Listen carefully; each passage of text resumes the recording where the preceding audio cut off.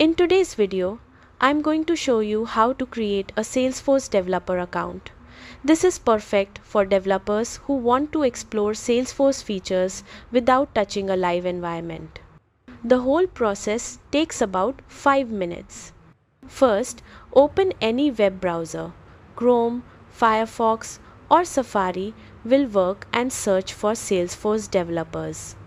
Click the official Salesforce Developers site link to get started. Once you're on the site, look for the Sign Up for Free Developer Account button and click it. You'll be taken to a registration page where you'll need to fill in some basic information: your first and last name, work email address, job role, company name, country, and postal code. Make sure you use a real email you can access because Salesforce will send your verification email there. After submitting your information, check your email inbox for a message from Salesforce. It may take a few minutes to arrive, so be patient and don't forget to check your spam or junk folder just in case. Open the email and click the verification link to confirm your account. This step is crucial as your account won't work without verification. Once verified, you'll be prompted to set a password.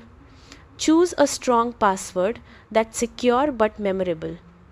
And just like that, your Salesforce Developer Edition account is ready.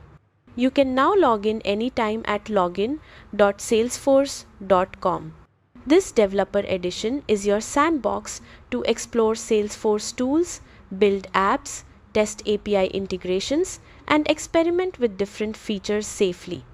It's a great way to learn, prototype, and practice without affecting a live system.